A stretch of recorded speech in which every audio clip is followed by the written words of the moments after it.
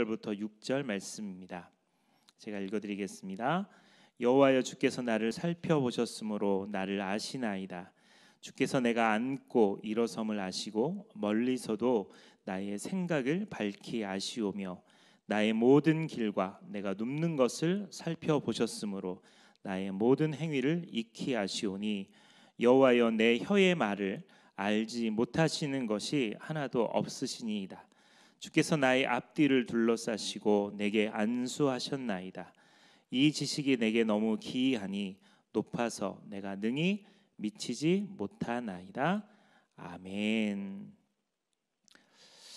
그분이 아십니다 라고 하는 제목으로 함께 말씀을 나누겠습니다. 여러분, 인생을 살면서 큰 망신을 당해 본 적 있으세요? 저는 묵상하고 생각하다가 떠오르는 두 가지 사건이 있었어요. 하나는 이전에 결혼하기 전에 꿈이 있는 교회라고 하는 교회에서 사역할 때 리더십 학교라고 해서 수련회처럼 이제 갔는데, 그때 제가 찬양 인도 때문에 뽑힌 사역자였는데, 찬양 인도를 막 하려고 기타 메고 앞에 나와서 찬양 인도를 하다가 담임 목사님이셨던 하정화 목사님이 갑자기 찬양 인도 도중에 앞으로 나오셔가지고 찬양 인도 더럽게 못한다고 기타를 뺏어 가셔가지고 제가 쫓겨나서 뒤쪽에 서 있고, 목사님이 그때 기타들을 메시더니 빠른 찬양을 계속 하시면서 한번 그렇게 당황스러웠던 적이 있어요. 한 50명 정도의 성도들 앞에서 망신을 당한 거죠. 나중에 하정화 목사님이 사과하셨어요. 그때는 자기가 담임 목사의 그릇이 안 됐었노라고 그러면서. 근데 하도 뽑았는데 전 못하면 얼마나 답답하겠어요. 불을 지펴야 되는데 불을 안 지피고 막 느린 찬양만 계속 하고 있으니까 목사님 입장에서 굉장히 답답하셨을 것 같아요.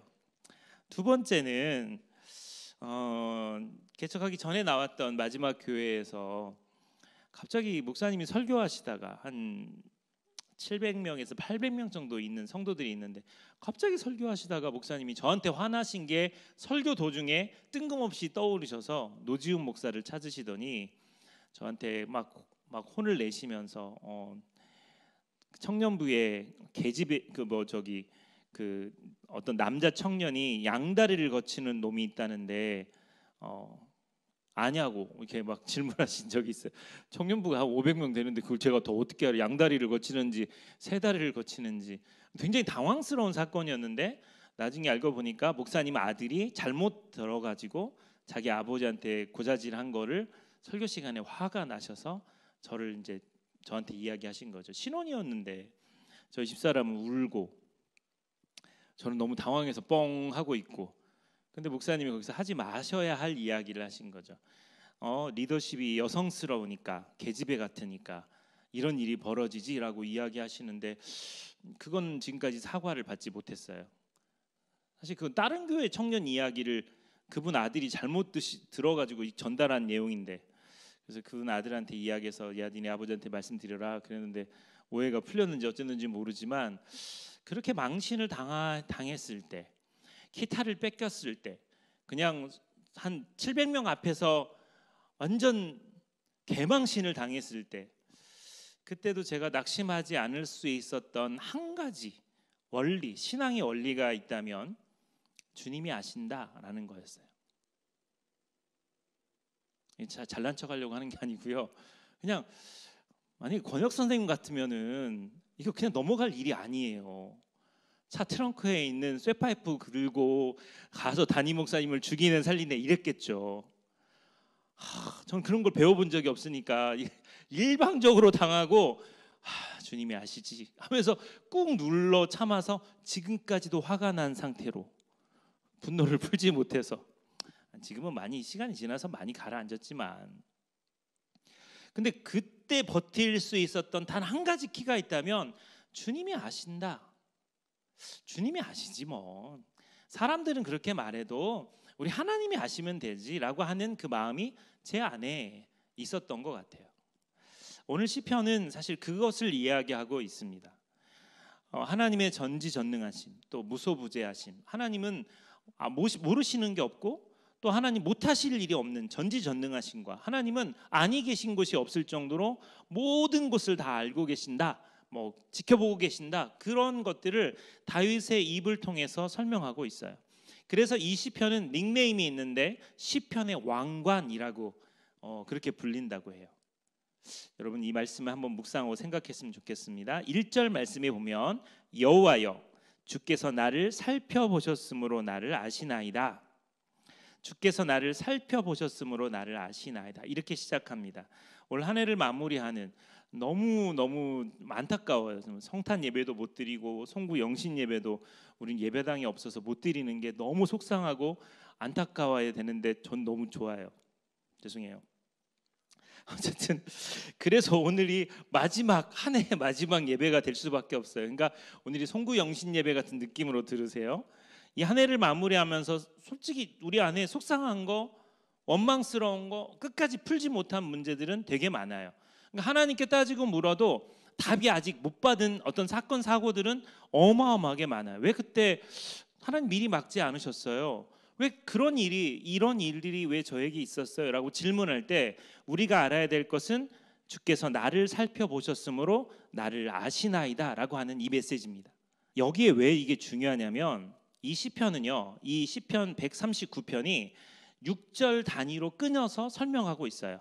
거기에 네 번째 연으로 나누어지는데 이 처음에 제가 읽었던, 오늘 본문으로 읽었던 이 6연, 이 하나의 연이 이야기하는 것은 하나님이 우리를 아신다라고 하는 걸 노래하고 있는 거예요.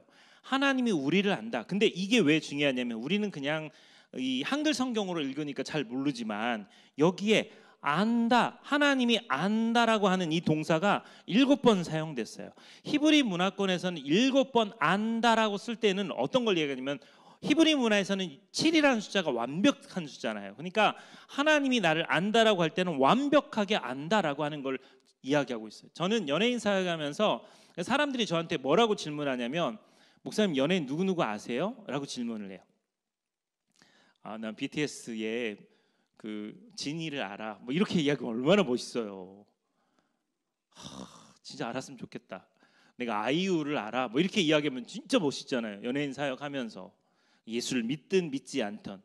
근데 어떤 사역자하고 잠깐 나누는데 그분도 연예인 사역을 하는데 그분이 그런 얘기 하더라고요. 뭐 무슨 남진 장로님이시죠? 트로트 가수 남진 장로님 맞으시죠? 남진 장로님이 자기한테 무슨 이야기를 해줬다. 그래서 야 저분은 인맥이 상당히 조성모도 알고 뭐 다양하게 알아서 그래서 남진 장로님이 저분한테도 개인적으로 이야기할 정도로. 근데 이야기를 쭉 들어보니까 잠깐 만났을 때 한마디 이렇게 아유 목사님은 뭐 잘생기셨네요. 아유 목사님은 뭐하게 생겼 이런 얘기 한마디 한 거를 계속 곱씹고 그것을 사람들한테 말하면서 자기가 그렇게 잘한다는 것처럼 표현하는 표현이 제가 연예인 사역을 하면서 나도 저런 실수를 범할 수 있겠구나. 그 사실 안다고 말할 수 있는 게 아니거든요. 잠깐 만났다 이렇게 표현할 수 있어요. 노을의 강균성 형제 같은 경우는 무명일 때부터 알았으니까 알고 균성 형제를 딱 보면 균성 형제가 목사님라고 다가올 정도로 관계가 돼요. 근데 균성 형제의 진짜 고민이나 기도 제목이나 이런 이야기를 피드백을 받지 않고 내가 그냥 나도 알고 저 사람도 안다라고 했을 때 그냥 안다 이렇게 표현하기가 참 애매해요. 만난 지도 좀 오래됐고. 제가 드리고 싶은 이야기는 하나님이 나를 안다라고 말했을 때 그 안다라고 하는 개념이 잠깐 대화하거나 한 20년 전에 하나님이 나에게 특별한 은혜를 주셔서 하나님의 음성을 한마디를 들었는데 그때 나 그것 때문에 하나님이 나에게 말씀하시 이렇게 하는 정도가 아니라 더 깊은 의미가 이 안에 있다라는 거죠. 특별히 오늘 본문에 등장한 이 이야기 중에 시편 139편 2절부터 4절까지가 주께서 내가 안고 일어섬을 아시고 멀리서도 나의 생각을 밝히 아시오며 나의 모든 길과 내가 눕는 것을 살펴보셨으므로 나의 모든 행위를 익히 아시오니 여호와여 내 혀의 말을 알지 못하시는 것이 하나도 없으시니이다. 주님이 나의 생활의 전부를 아시는 거예요. 그냥 나를 알고 계시는데 그냥 내 생활의 모든 걸 알고 계시는 거예요. 내가 무슨 생각하는지, 내가 어떤 길을 걸어가는지, 내가 눕는 것, 나의 일, 쉼, 내가 오물오물 거리는 말하는 것까지도 주님은 이미 다 알고 계세요. 예수님 말씀하실 때 하나님이 내가 간구하기도 전에 이미 다 아신다라고 이야기하잖아요. 여기에 사용한던 살펴보셨다라고 하는 부분이 야다라고 하는 단어를 써요. 이거는 경험으로 아는 것을 야다라고 하는 히브리어를 써요. 제가 대학교 1학년 때 선교단 이름이 야다 선교단이었어요. 이름을 지어도 야당도 아니고 야다할까 그랬는데 이게 히브리 말 중에 야다, 그러니까 알다, 그러니까 하나님을 안다, 뭐 이런 개념으로 이것을 사용하기도 하죠. 남자가 여자를 안다 그랬을 때도 야다라고 하는 말을 써요. 그러니까 하나님이 살펴보셨다라고 말할 때 이 야다라는 것은 서로 교제와 어떤 그 체험, 경험 이런 것들이 있을 때 이것을 사용한다는 겁니다. 의외의 인물이 있어요. 영화배우 하정우 씨와 그 옛날에 개그맨 중에 수다맨이 있어요. 수다맨. 이 수다맨이 강성범 씨하고 이 의외로 이분이 둘이 친해요. 그래서 야, 이거 어떻게 이 두 사람이 이렇게 친할까? 근데 강성범이라고 하는 이 수다맨이 원래 유명해지기 전부터 이 두 사람은 해군에서 같이 생활을 했어요. 그래서 강성범 씨가 하정우, 그러니까 무명이, 둘 다 무명이죠. 근데 야, 한 달간 동티모르에 배 타고 가는데 너 나랑 같이 갈래? 이렇게 해가지고 한 달간 그럼 군생활 갔다 오면 상병으로 꺾이겠는데, 그래가지고 뭣도 모르고 이제 동티모르를 간다고 이야기를 해서 갔는데 배가 이렇게 흔들리다가 배가 10일 정도 위아래로 흔들리면서 막 배멀미하고 토하고. 그래서 이 하정우 씨가 이 이야기를 설명하면서 배 안에 있으면서 이 형이랑 깊은 이야기, 대화 할 게 없으니까 배멀미하고 누워 있으면 형 자, 형 뭐해? 뭐 형 자.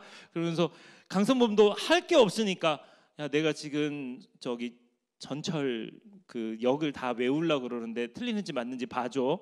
그러면서 뭐 잠실, 신천 어디 뭐 그때 그걸 다 외웠다는 거예요. 그럼 하정우가 신천역 빠졌어. 그러면 아 그래, 그리고 다시 외우고. 그러면서 두 사람이 굉장히 친밀하게 하는 거죠.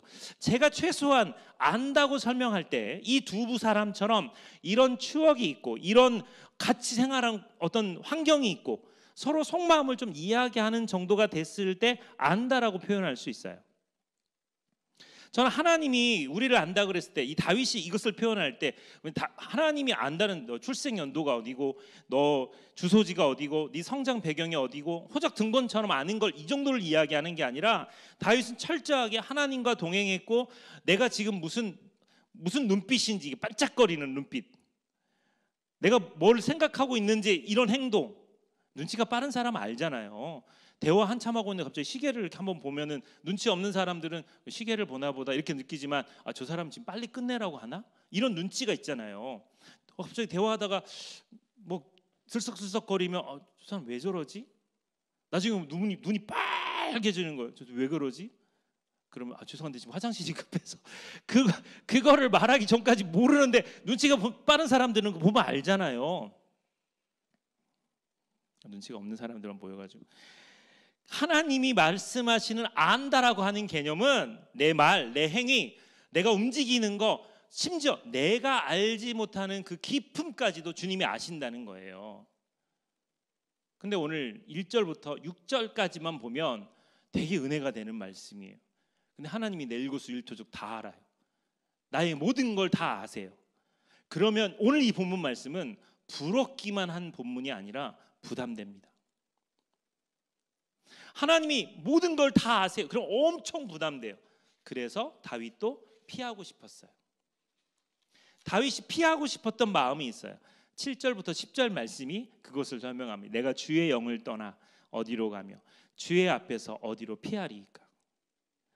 내가 하늘에 올라갈지라도 주님은 거기 계시고 수올 지옥에 내려갈지라도 내 자리를 펼지라도 거기 계시니이다. 내가 새벽 날개 치며 바다 끝에 가서 거주할지라도 거기서도 주의 손이 나를 인도하시며 주의 오른손이 나를 붙드시리이다. 하나님은 영이십니다. 눈에 보이지 않아도 어디든지 계십니다. 이런 걸 여러분 우리 믿고 삽니다. 임마누엘 되신 하나님 믿고 살아요. 근데 한번 이걸 이렇게 돌아보시죠. 하나님이 내 옆에 계신다라고 하는 걸 믿고 의지하고 알면서도 우리는 너무 버릇이 없어요. 지금 내가 하는 어떤 행위, 음란하고 패역하고 온전치 못한 거, 분노하고 욕을 하고 비난하고 이런 모든 행위에 하나님이 내 옆에 계신다면 최소한 우리는 그 사실, 그 믿음이 확실하게 있을 때 함부로 하지 못해요. 요즘 그 금쪽이 그러면서 이제 좀 버릇이 없거나 문제가 있는 아이들에 대한 이야기를 TV에서 방영할 때가 있어요. 걔네들 보면서 느끼는 건 뭐냐면 진짜 애들 버릇이 없다. 엄마가 있는데도 막 엄마를 때리려고 그러고 막 엄마 발로 차고 엄마한테 쌍욕을 하고 쟤들은 왜 저렇게 버릇이 없지? 그런데 여러분, 우리가 그렇게 버릇이 없는 신앙생활을 하고 있는 거예요. 내가 누군가를 험담하는 말을 시작하려고 하더라도 하나님이 내 옆에 계신다 그러면 못해요. 예배 시간에 다리를 꼬고 앉는다, 이 자세가 어렸을 때 저는 수없이 보수적인 교회를 다녔기 때문에 하나님이 예배 드리는데 다리를 꼬고 앉는다, 이게 저는 하나님이 너무 편해서 다리를 꼬고 앉아도 괜찮나? 여러분, 이거 행위로만 이야기하는 게 아니고 한번 생각해 보자고요. 나보다 어른이 앉아 계시면, 오늘 권혁 선생님하고 같이 식사했는데 이건 잘해. 유린기라는 요리가 딱 나왔어요. 권혁 선생님 그때 전화를 하고 계셨어요. 유린기라는 유린기가 뭔지를 알아야지 여러분이 참. 약간 그 유린기는 꿔바로도 뭔지 모르신 그런 게 있어요. 그게 그 대만 요리를 먹으면서 그 유린기가 나왔는데, 그래서 권 선생님이 통화하고 있으니까 그 이태원 간사님 뭐 시골에서 오셨으니까, 시골은 그런 거 없거든요. 그래서 이거 빨리 드시라고 그랬더니 이태원 간사님이 어떻게 하냐면 옆에 권 쌤이 어르신이 아직 먹지 않았다. 그런데 진재호 간사님 옆에 있다가 권 쌤이 대우해 주는 거. 사실 이게 버릇이 있는 거고 우리 세대는 그게 멋이거든요. 근데 이 버릇이 없는 사람들은 그런 게 어디 있어요. 그냥 맛있는 거 나오면 그냥 먹는 거죠.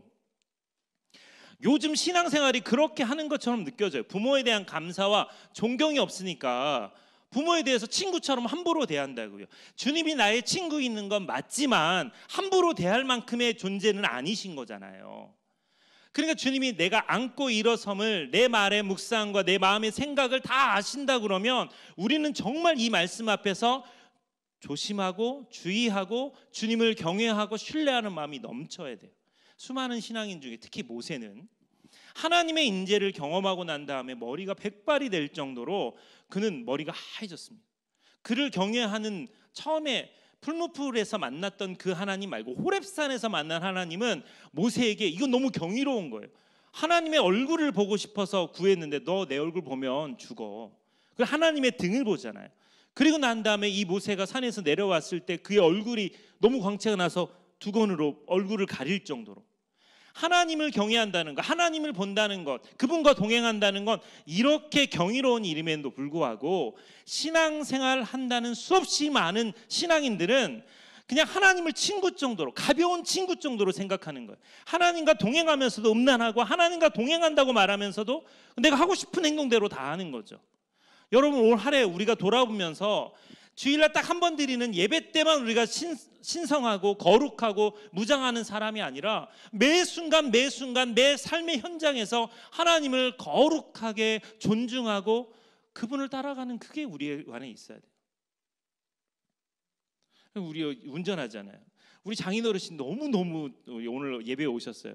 우리 장인 어르신 예배 뭐 평소에 너무 자상하고 너무 좋으세요. 근데 운전대를 잡으시면 권혁 선생님이 돼요. 아주 너무 적절한 예가 될 거라고 생각해요. 우리 장인어른 너무 겸손하고 다른 사람 배려하고 무거운 거 다 들어주고 막 교회에 있을 때도 막 허드렛 일 다 하고 쓰레기 다 치고 이러시는데 운전대를 잡으면 저 새끼 왜 끼어들고 모든 사람을 다 아는 지인들처럼 대하시면서 쌍욕을 하시고 왜 끼어드냐고. 그래서 저희 장모님이 너희 아버지 스트레스를 푸는 유일한 방법이 운전인 것 같다 그러시는. 여러분, 장인어른 옆에 좀 어려운 분이 앉아 있다고 생각해 봐요. 어려운 분이 누가 있을까요? 사위가 앉아 있다고. 근데 제가 있을 때 욕하셨으니까. 진짜 어려운, 저 처음 만났는데 되게 높은 뭐 장관 같은 분이 앉아 계셨다고 치면 누가 끼어들어도 그렇게 함부로 말 못 하잖아요. 대답해 보세요. 제가 익산 시장을 제가 이제 서울 사람이지, 서울 시장을 만난다 그랬을 때 다리를 딱 꼬고 앉아서 아유 안녕하세요 이렇게 대하는 거 보면 아무래도 그분이 시장님이시고 그러니까 조심할 거 아니에요. 여러분, 하나님을 경외한다는 것은 우리에게 이런 의미가 있어요. 오늘 시편에 이 다윗이 이야기할 때 하나님을 안다라고 그분이 나를 먼저 아시는 이야기를 했지만 자기가 경험적으로 체험한 이 고백을 할 때 잘 들어보시죠. 사자와 이리들, 이 악한 짐승들의 양들을 구했던 그 시절에, 목동 시절 때부터 하나님은 다윗에게 특별한 분이셨어요. 거인 골리앗을 물맷돌로 쓰러뜨릴 때도 하나님은 그와 함께 하셨어요. 한 나라의 왕이, 사울 왕이 무려 10년 동안 이 다윗 한 사람을 추적하고 잡으려고 노력했어요. 무려 수천 명을 동원해서 샅샅이 뒤졌습니다. 근데 번번이 다윗을 놓쳤어요. 그 모든 과정 속에 다윗은 아는 거예요. 이건 하나님 아니면 해석이 안 되는 거라는 거. 그 동굴 안에 사울이 들어왔음에도 불구하고 자기를 발견하지 못했던 것도 하나님의 역사 아니면 해석이 안 되는 걸 알았던 거죠. 그 광야에서 나를 지키신 분도 하나님이시고 내 앞뒤에 둘러싸여 있는 모든 죽음의 공포에서 나를 지키시는 분도 하나님이시고 내 깊은 속마음까지 아시는 분도 하나님이시다. 심지어 내가 모르는 나를 아시는 분도 하나님이시다라는 것은 다윗이 분명하게 알았어요. 주께서 나를 샅샅이 살펴보셨으므로 나를 환히 아신다. 그게 다윗이 고백했던 놀라운 믿음의 고백입니다. 사랑하는 여러분, 제가 신학교를 들어갔을 때 참 많이 사용했던, 진짜 도전을 받았던 1학년부터 4학년 때까지 다 이 한 단어에 꽂혀 있었던 게 있어요. 코람데오, 하나님 앞에서 되게 뭐 어디에다가 많이 올리고 그랬어요. 요즘은 그런 말 사용하는 사람 없지만 코람데오는 칼빈이 좋아했던 하나님 앞에서의 삶, 그걸 되게 우리는 중요하게 생각했지만 어느 순간 하나님을 만홀히 여기기 시작합니다. 나단 선지자가 와서 부자와 가난한 자에 대한 비유를 합니다.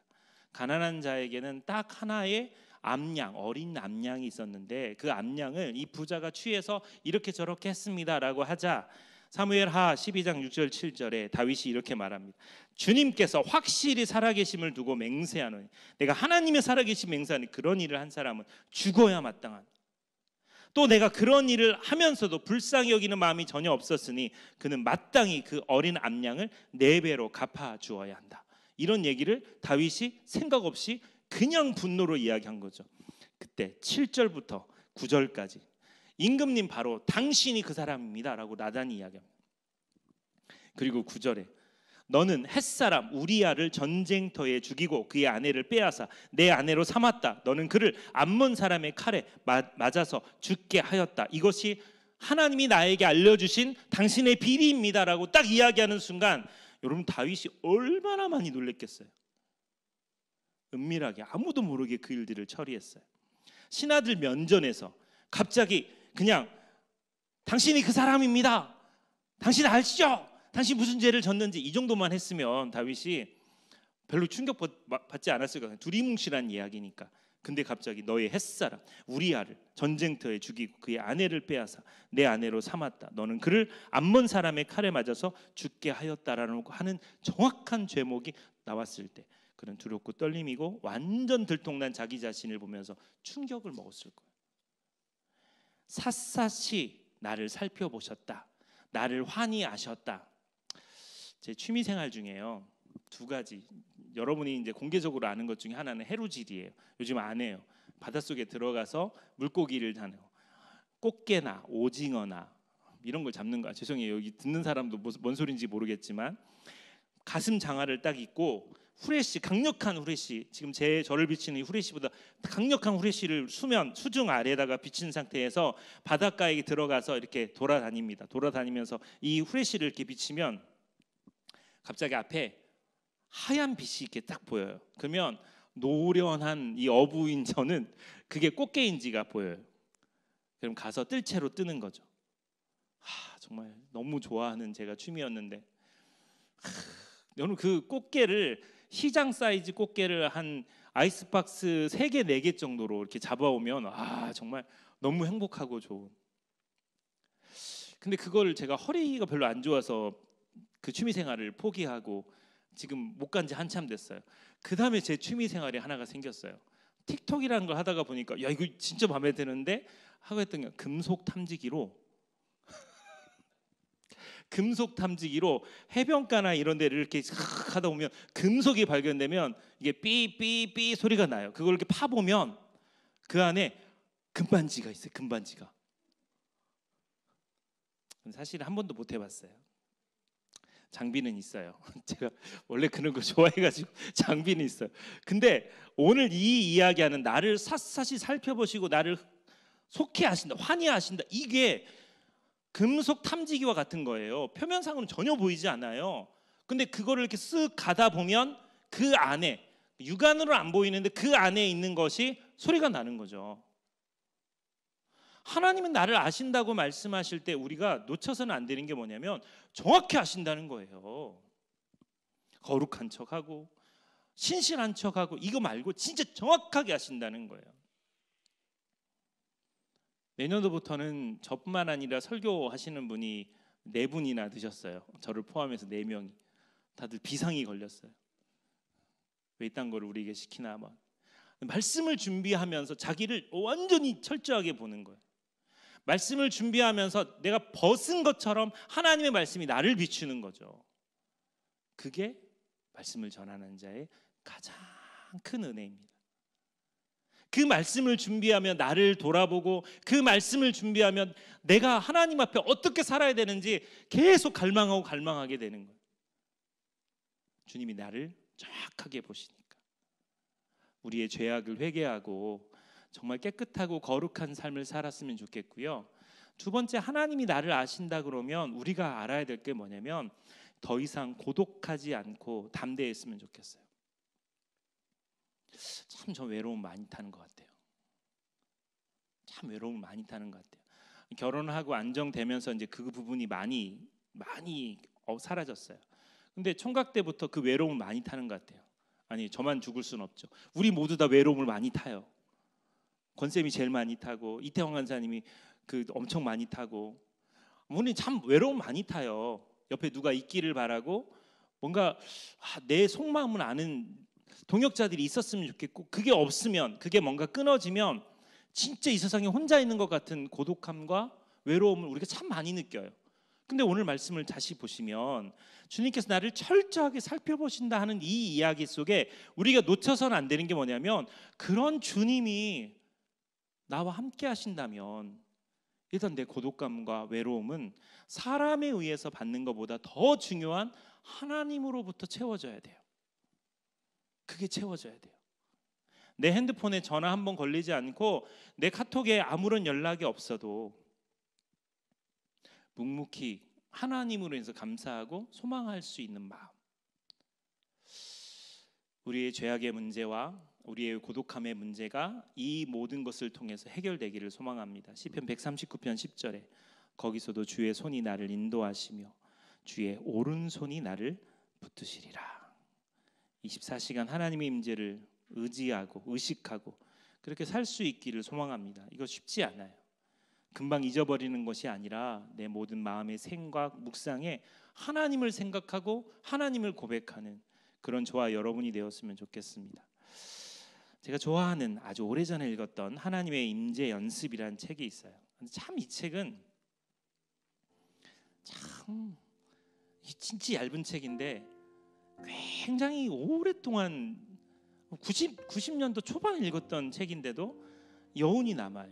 로렌스라고 하는 이 중세 수도원에서 요리사를 하는 이 형제가 쓴 이 책은 자기가 있는 모든 일상에서 하나님과 동행하는 삶에 대한 이야기를 나눕니다.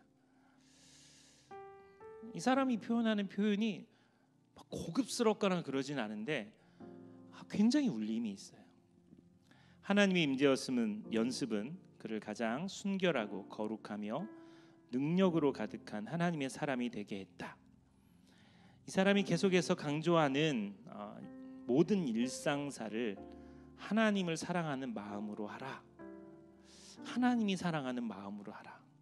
요리사인데 이런 표현이 있어요. 주방에서 후라이팬에 계란을 뒤집는 것, 그때도 하나님을 사랑하는 마음으로 뒤집어야 한다. 이렇게 표현되어 있어요.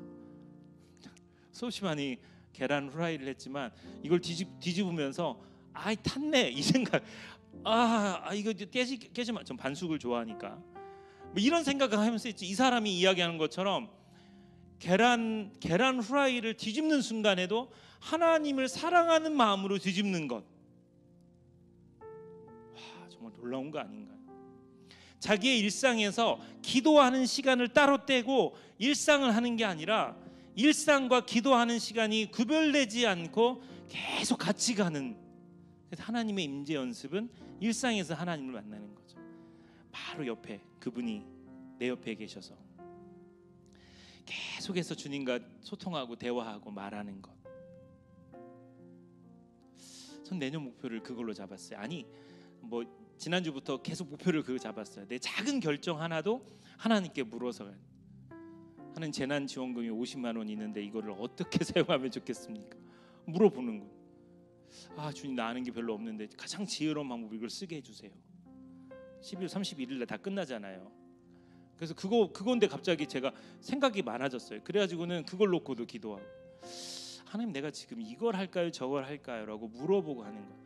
여러분 이게요 모르는 게 아니에요. 놓친 때가 많으니까 문제가 되는 거예요. 우리가 신앙이 뜨거웠을 때는 한 사람을 앞에 놓고도 하나님 내가 이 사람에게 무슨 말을 해주면 좋을까요? 라고 물었어요. 신앙이 식어서가 아니라 익숙하니까 묻지 않고 내가 하는 이야기가 하나님이 하시는 말씀처럼 우리가 스스로 오해할 때가 많은 거예요. 아까도 말씀드린 것처럼 내가 범죄예요. 다른 사람을 속이고 다른 사람에게 말하지 않고 난 내 길을 걸어가면서도 아무렇지도 않게 나는 다른 사람 모를 거야 라고 생각하면서 계속 그런 행동을 하는 것. 이게 로렌스 형제가 말했던 임재와 우리가 생각하는 임재가 다른 거예요. 그의 한 가지 목표는 하나님만 생각하는 것. 하나님만 생각하는 것. 주님은 나의 안고 일어섬을 아셨고 나의 모든 길과 내가 눕는 것과 내 입술의 모든 말, 그 모든 것까지도 다 아세요. 하나님은 나를 아시는데 내가 이제 하나님 앞에 더 나아가야죠. 그리고 내가 하나님을 더 깊이 묵상하고 사랑하고 주님의 뜻을 구별해야 되죠. 사랑하는 움직이는 교회 성도 여러분, 저는 하나님이 사단에게 동방의 의인이었던 욥을 소개했던 것처럼 너 혹시 욥을 주위에서 보았냐? 그와 같이 순전하고 온전하고 정직하여 하나님을 경외하고 악에서 떠난 자가 없었다. 이것이 우리가 살아야 될 인생의 목표가 됐으면 좋겠어요. 온전하고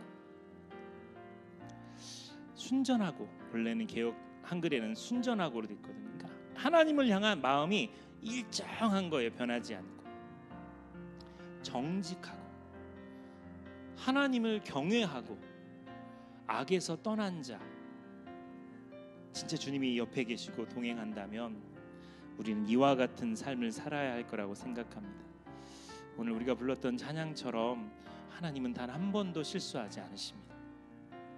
한 번도 실수하지 않으세요. 하나님은 단 한 번도 실수하지 않으세요. 내가 지금까지 걸어왔던 거, 그 과정들, 거기 실패했던 모든 과정들이라고 생각했지만 하나님은 실수하지 않고 우리를 인도해 가신다고 생각합니다. 이 시간 기도할 때 주님, 내 인생에서 실패했다고 느끼는 그 낙심,